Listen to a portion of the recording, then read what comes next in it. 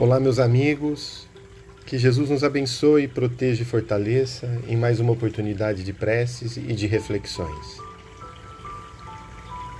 Vamos, inicialmente, elevar o nosso pensamento a Jesus,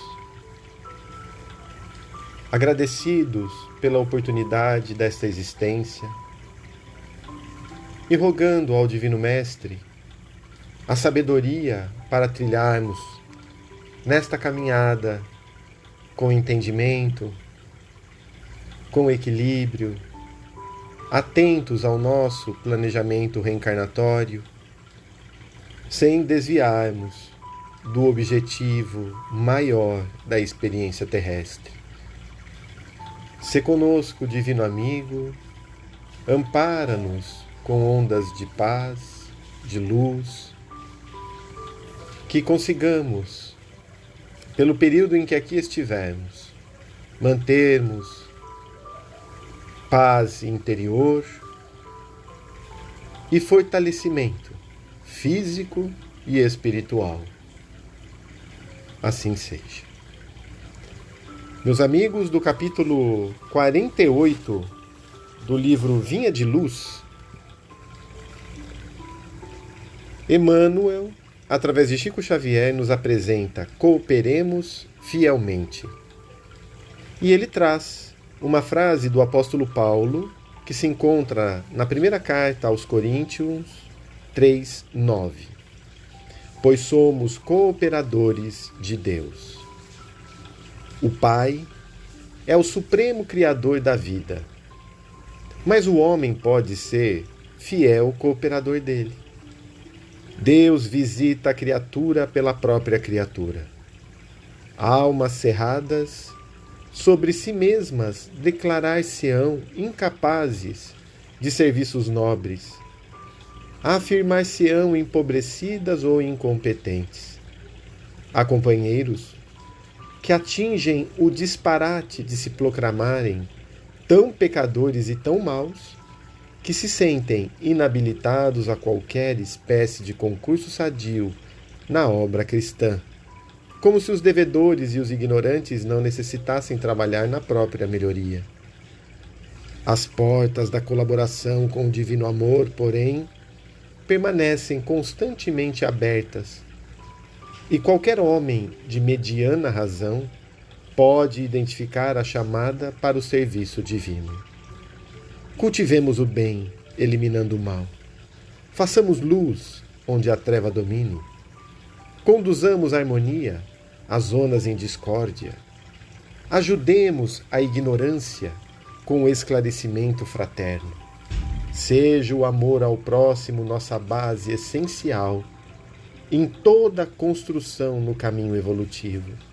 Até agora, temos sido pesados à economia da vida. Filhos perdulários, ante o orçamento divino, temos despendido preciosas energias em numerosas existências, desviando-as para o terreno escuro das retificações difíceis ou do cárcere expiatório. Ao que nos parece, portanto, segundo os conhecimentos que possuímos, por acréscimo de misericórdia, já é tempo de cooperarmos fielmente com Deus no desempenho de nossa tarefa humilde. Meus amigos, é impressionante como Deus abre portas para que sejamos cooperadores de sua obra. E Ele utiliza os homens e mulheres de boa vontade para esse ministério, fazendo com que o indivíduo opere junto ao próximo, contribuindo para o seu próprio crescimento e adiantamento.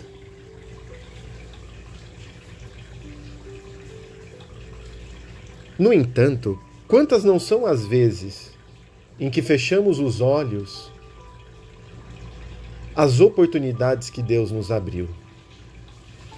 Será que percebemos os sinais dele quando estamos em nossa família, a oportunidade de cooperar com Deus junto ao próximo, fazendo a vontade dele, sem confundir com a nossa, porque somente seremos cooperadores fiéis quando fizermos aquilo que devemos fazer conectados com o alto. Como cooperar com Deus diante de um momento de aflição? Como cooperar com Deus diante de um instante de ira, de raiva? Onde a voz se amplia na discussão, às vezes intensa, calorosa, entre corações amigos, fraternos.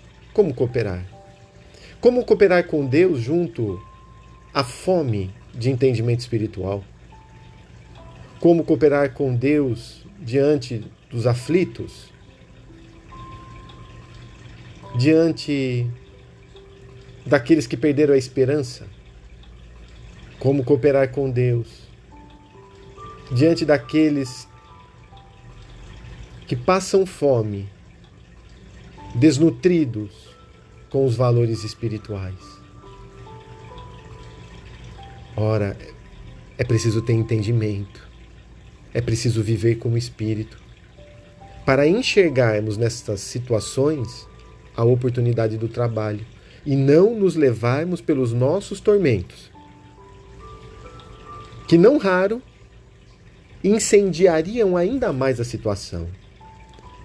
Porque a tentação vem, o homem velho fala alto, os traços ainda existem, e colocamos mais lenha na fogueira para depois nos arrependermos. Esse que não fala mais com o outro, aquele que ficou chateado, o terceiro que se melindrou.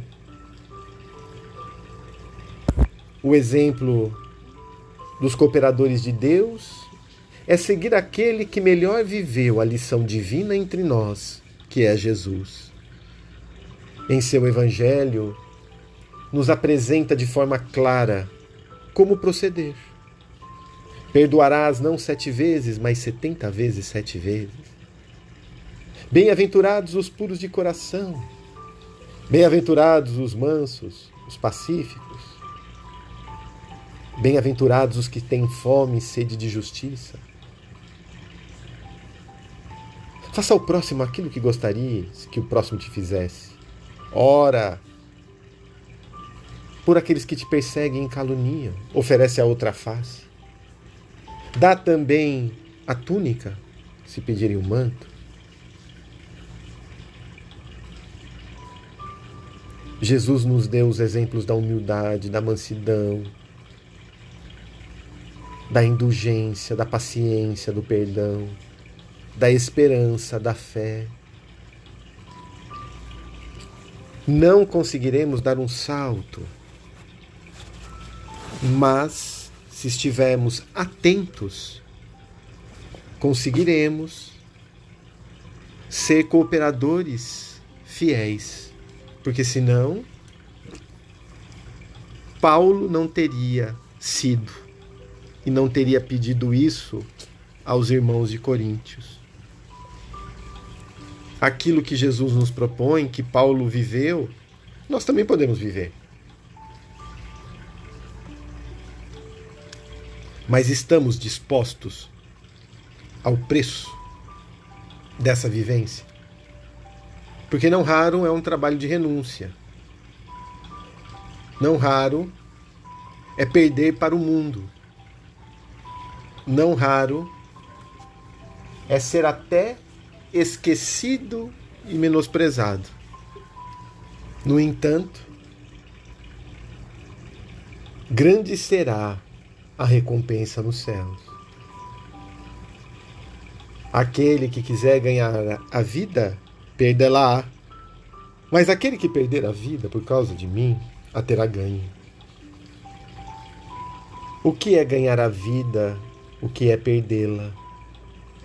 Ganhar a vida do mundo pode comprometer a vida da alma. Ganhar a vida espiritual desde já encarnados no planeta, é se empobrecer para as coisas do mundo, em termos de expectativas, de recompensas, aguardando-as no plano espiritual, na pátria maior.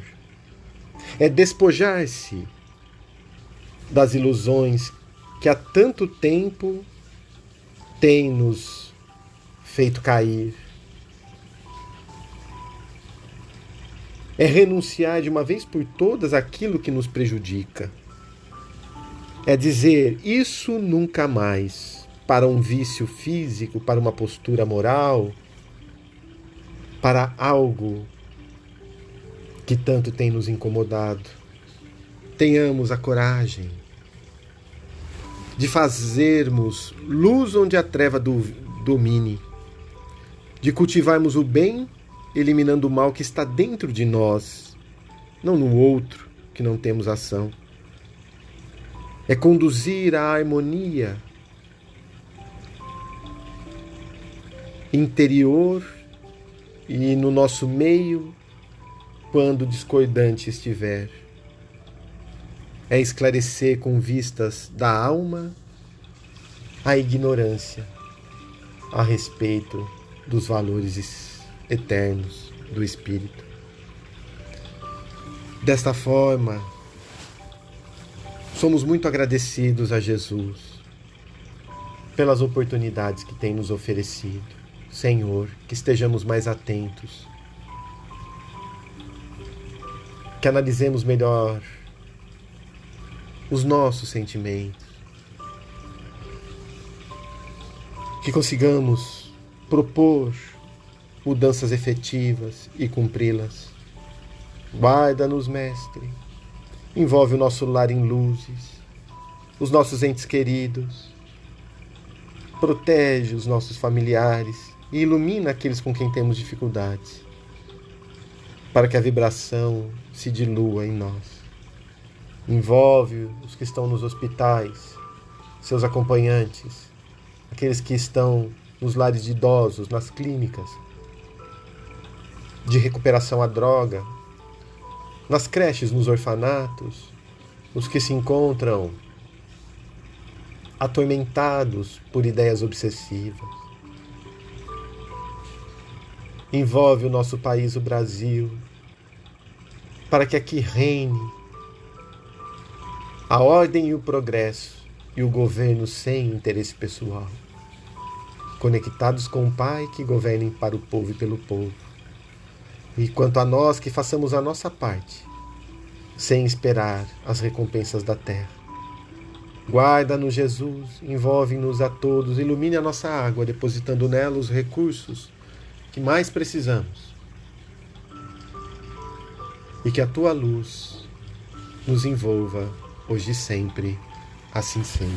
Muito obrigado.